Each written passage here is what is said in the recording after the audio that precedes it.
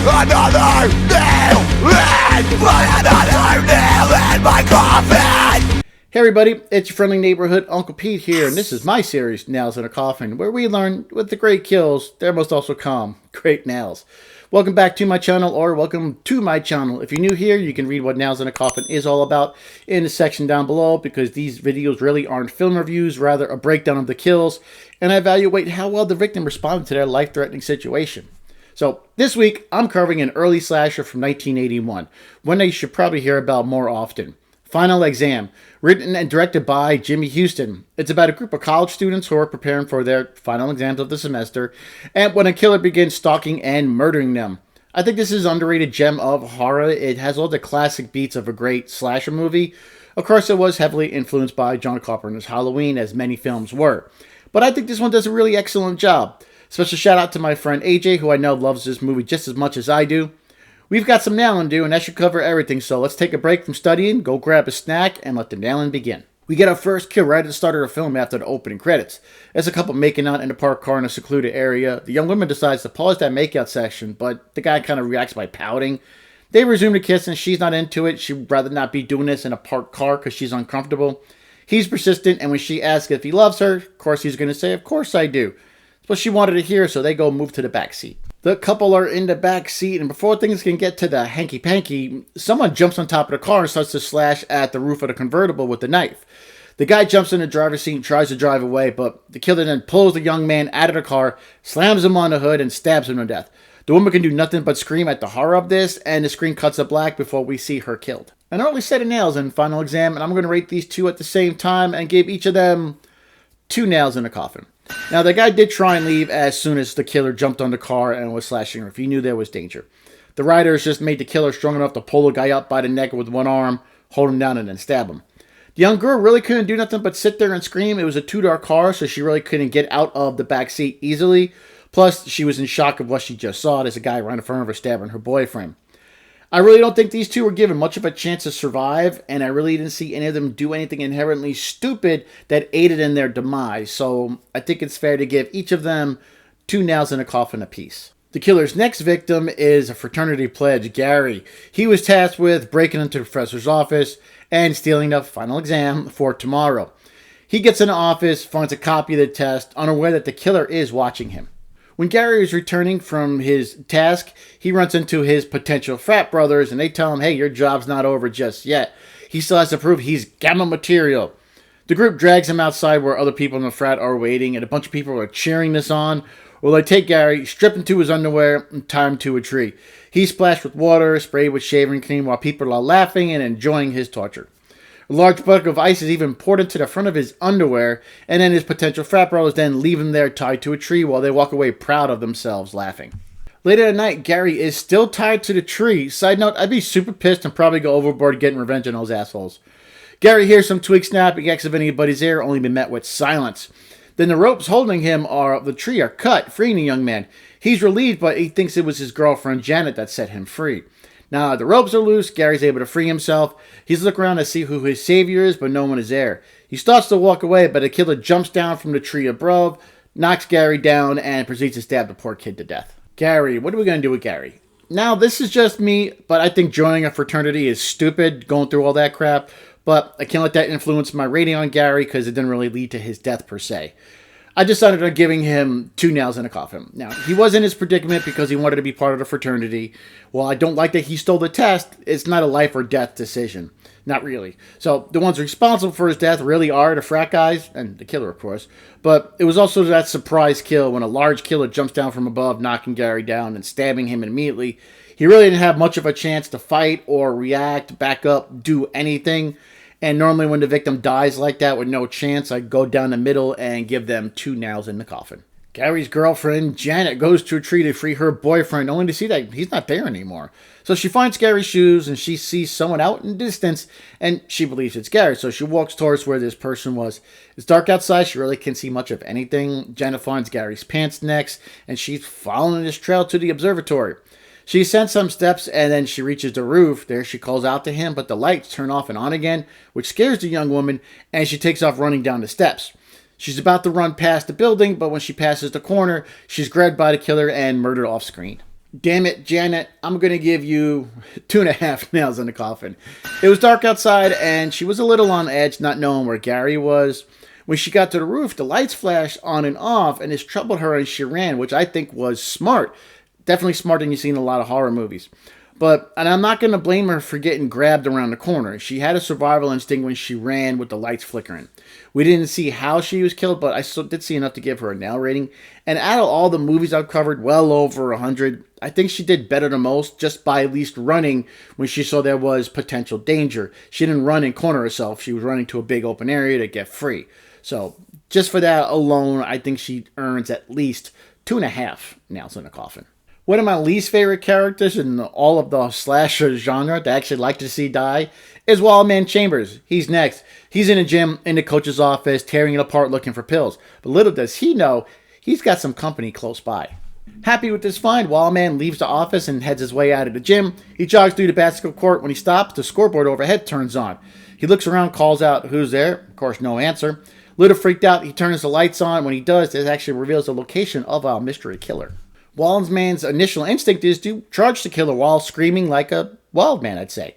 He throws a punch, the killer blocks it, but he's able to knock Wildman down. Then he just tosses the jock aside like a sack of potatoes.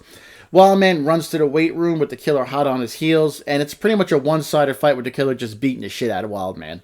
The killer picks up Wildman and slams him into the cable machine. It's a ruthless beating. He wraps one of the cables around Wildman's neck, strangles him, pulls him away from the machine with a lot of weight on the cable. He releases Wildman, sending him flying back. The cable tightens around Wildman's neck, strangling him to death. There's a clever gag after Wildman dies where the timer runs out on a scoreboard and the away team gets a point.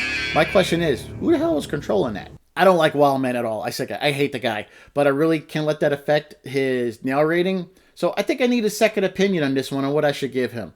So I'm going to throw it to AJ, my buddy, who's been on this channel before in my Let's Nail This series. So, AJ, how many nails would you give Wildman? Thanks, Uncle Pete. Final Exam is a flick I love to weigh in on, especially the travails of one wild man.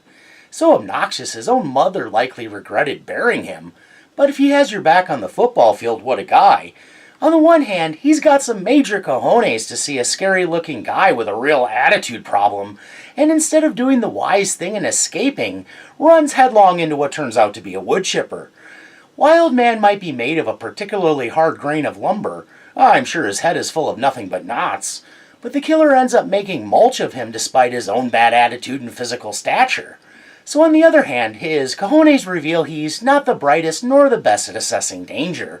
But he was still ballsy, so even though he's unlikable, probably smelly, I feel he earns credit for fighting to survive. The problem is, he really didn't have to right then. So, with credit for the effort, I think that pushes him up a little, but not a ton. Motives make a difference. Had he fought the killer to save his friends, rather than prove his machismo, his could have been a 4-nail death. As it stands, I think he deserves a solid 2.5 nails. Thanks again for including me, Uncle Pete. Thanks, AJ. You were thinking exactly what I was thinking. I'm also going to give him 2.5 nails in a coffin. I agree with you. He was ballsy. He did have some guts. Now, probably not the smartest guy in the world. Little dense, probably thick-headed, like you said, but yeah, it was ballsy. And I like how you added in there that he possibly could have gotten 3 to 4 nails in a coffin if he was protecting somebody else or trying to save one of his friends, sacrificing himself, because that's kind of what I would be looking for. But I totally believe 2.5 nails in a coffin is fair for him. For me, especially when I compare it to all the other horror films I've covered on this channel, the fact, I kind of like how he just charged headstrong like a bull into this unknown guy that just, all he really did was turn the lights off. So he knew there was danger. That's survival instinct, and I got to give him credit for that. So yeah, a solid 2.5 nails in a coffin for Wildman, who I still don't like. Wildman's buddy and head of the Gamma fraternity, Mark, is next to die. He goes to the gym's basketball court looking for his friend. He checks the office that Wildman ransacked and notices some pills on the floor. He picks them up. He hears a noise in the locker next to him, and then when he opens it up, he sees Wildman's body shoved inside upside down. Mark's reaction to seeing his friend in the locker is a little bit odd. He slowly backs away from the locker, and then he leaves the gym heading for his car. His headlights turn on when he's in front of it, and then this causes Mark to take off running. He goes down some steps and enters the school electrical building. Once he's inside, he finds some keys and locks the door behind him. Our killer is stalking Mark through the building, and Mark is walking around like he's got no idea what to do. He walks down this corridor, and then the killer suddenly appears up from a barrel, stabs Mark all the way through the chest, killing him. Mark earned himself 1.5 nails in a coffin. After Mark saw Wildman slept in the locker, he never really moved with much urgency. Now, I'll give him credit for running to his car, once he got outside, and once he ran into the building, he locked the door. Again, credit for that. But then he just stopped. He walked around like he was just shopping at a grocery store, looking around at stuff. The killer was banging on the door, and Mark just kind of looked at it. He also never tried to find a weapon to defend himself. All he did was walk around slowly. No urgency, like I said. He escapes the 1 nail in the coffin for locking the door and attempting to run to his car. But I think it was stupid to run into a secluded area where you trap yourself in a building with you walking around not doing anything, trying to find a way out or looking for a weapon. So I can only give him 1.5 nails in the coffin. The bodies are starting to pile up, and we have Radish next up on the chopping block. He's in the gym's locker room cleaning up some equipment. While he's doing so, Mark's body falls out of a locker, scaring the young man. He runs to the payphone to contact the sheriff, but the sheriff doesn't believe his story. He thinks it's another prank. Radish says, I gotta do it myself, and he rushes to his friend's Courtney room to tell her about the danger on campus. When Radish reaches Courtney's dorm, he knocks on the door, but the killer breaks through the door, grabs Radish, and kills him. Radish, I'm going to give that young man 2.5 nails in a coffin. Now, hear me out on why. I'm going to give him credit for calling the sheriff right away. Unfortunately, the sheriff didn't believe the young college student since early in her day, Mark and Wildman's fraternity pulled off a prank of staging a campus shooting, for crying out loud. So Radish said he was going to have to do this himself, and his first thought was the safety of his friend Courtney. I think I like that. He ran to her room, and because of the script, the killer was waiting for him in there. How he knew Radish would go there remains a mystery, so I don't know. He was a nerd who got picked on a lot, but he definitely wasn't a coward. He was thinking about Courtney, and for me, that earned you some points in my book of nails, which I probably need to write one day. But that's why I'm going to give young Radish 2.5 nails in a coffin. Courtney returns to her room. She had gone to the vending machine for a pop. She gets back to her room and she sees the dead body of Radish hanging through the door. At first, she thinks it's a prank, but the closer she gets, she sees this is no joke, and then she runs to go find some help. Meanwhile, Lisa is up in the school's conservatory waiting for Dr. Reynolds, a professor she's having an affair with. She sits up, naked in bed, thinking who just entered is her rendezvous. But it's the killer. He grabs her around the neck, raises up his knife, and stabs the young woman to death. Lisa is receiving 2 nails in a coffin. She was expecting her lover there. When the killer approached her and put his hand on her shoulder, she caressed it and kissed it. But by the time she saw it wasn't Dr. Reynolds, the killer grabbed her by the face, held her down, and just stabbed the poor girl to death. We don't get to see the actual kill, just a blood splatter and the knife going up and down. Now, she did try and scream, but really by then it was too late and nobody else was around. She was tricked and let her guard down, expecting her lover, and I can't blame her for that.